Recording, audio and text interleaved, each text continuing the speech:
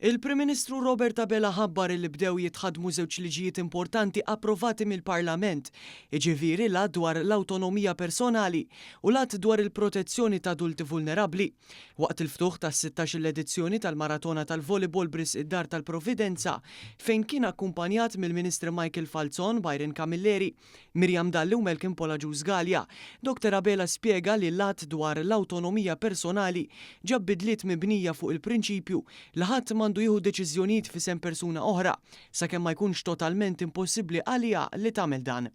Dwar l-att tal-protezzjoni ta' adulti vulnerabbli, il-Prim Ministru qal li din il-liġi qed tiffaċilita loti ta' għajnuna meta adult vulnerabbli, inkluż b'diżabilità jkollu l-protezzjoni tas-soċjetà.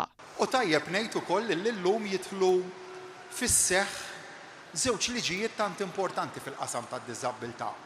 L-att dwar l-awtonomija personali għax iva nemmnu illi l-ikbar ħaġa li nistgħu nagħtu lil persuni b'diżabilità hija dik li nagħtuhom l-awtonomija. Kull fejn huwa possibbli din il-liġi se tassigura illi jkollhom id-dritt tal-awtonomija fil-ħajja.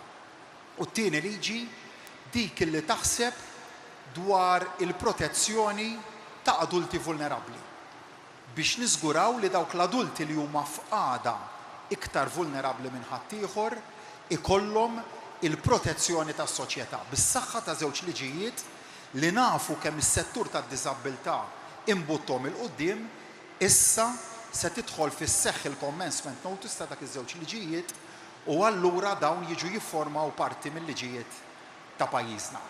Sostna li dħul fis-seħħ ta' żewġ liġijiet jimmarka pass importanti ieħor fil-ħidma tal-Gvern favur is-settur tad-diżabilità waqt illi jixed irrida politika biex titwettaq dak illi kien imwiegħed fl-ewwel mitjum tal-amministrazzjoni l-ġdida. Waqt il-maratona ta' 53 sija logħob kontinwu, il-Prim Ministru wkoll ippreżenta donazzjoni ta' 20,000 euro mill-Fond tal-Kawżi Soċjali biex tkompli tiġi sostnuta l-ħidma importanti illi ssir fid-Dar tal-Providenza li teħtieġ ma' 8 miljun euro kull sena biex tkompli bil-missjoni tagħha. Dan l-avveniment annwali qed jixxandar fuq l-istazzjonijiet televiżivi, inkluż One, waqt li donazzjonijiet qed jintlaqgħu bit-telefon jew fuq l-app tal-BOV, l-isponsor ewlieni tal-avveniment.